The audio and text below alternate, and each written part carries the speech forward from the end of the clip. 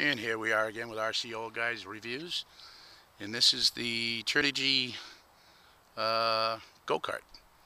It's a little smaller than 10th scale, kind of a little bit bigger than 12th scale. Not a bad little machine, very sketchy on the street. Mine, I think I overdid it a bit. I bought a 80 amp speed controller for it, and it's recommended with a 35 amp. A little windy out today. This is what we have.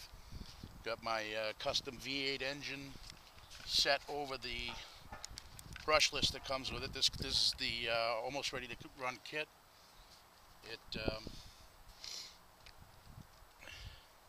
comes with a motor, pinion gear, belt, spur, steering servo, everything you need except for the battery, the speed controller, and the receiver. And as you can see, I've already probably run it maybe 4 or 5 times, but the wheels, which are rubber, are already starting to get real thin up in this edge just from going around doing left-hand turns. The battery itself mounts on this side, and here's my gigantic 80 amp speed controller back here, which is way overdoing it, but it puts huge amounts of power to the ground. This is my little custom driver guy that's riding. That's Biff. He's I try to put a driver in anything I can fit a driver in, I'll put one in. But he looked a little more appropriate than the one that comes with it. Comes with a big white plastic guy that goes in there, and you got to paint it, which is a drag. It's very hard to paint flesh colors and stuff. So I just figured I'd go with a pre-made guy, slap him in there. It looks like a little guy driving around. So, but the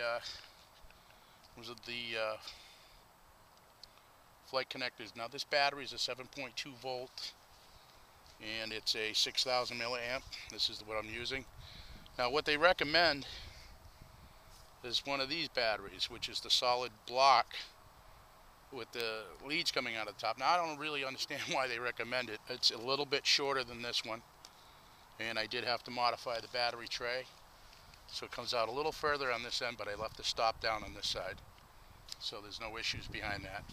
I also took some nylon material, almost like a Teflon material, and I covered the bottom with it. It gets really dinged up. It only sits probably a quarter of an inch. You can see this side's already all dinged up, and it's had very few runs on it. Yeah, it does a lot of scraping. There's no suspension at all. There's no springs in the front end. It's all straight up. The back end allows some pivot, which I have mine set up to do here. It's pretty loose, but it's the only thing that really allows it to put the traction down. It took quite a bit of tuning to actually get it to come down to the level where it was controllable. So I've actually throttled it back from what it typically should run at, but that's just enough to keep it under control. It's only going to go so fast, and then it's just going to spin tires. So for that point, we just limited it so it doesn't. It'll still spin tires, but it doesn't break free in the turns, and it doesn't go all squirrely in the straightaways. The belt system, it has a belt drive under here. It's hard to see. This belt drive system has already caused problems. I don't know, rocks get stuck up in there and they tear up the gears. I'm going to probably have to replace the spur that's on the live axle. It does have a steel live axle. Bearings throughout, bearings in the front too, so it's nice. I've seen other people in the reviews say that you need to Loctite everything, and that is absolutely correct. Every screw on this thing wants to jump away. It wants to be lost. It wants to fall out. And unfortunately, that's the way it comes. So basically you need to remove every single nut, bolt, and screw on this thing and put blue Loctite.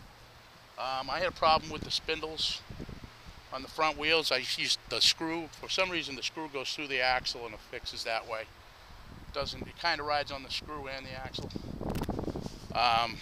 What I needed to do was to use red Loctite and that seemed to keep it from falling back up. That's almost the equivalent of putting super glue on there. So if you do that, you don't plan on taking the screws in and out too often.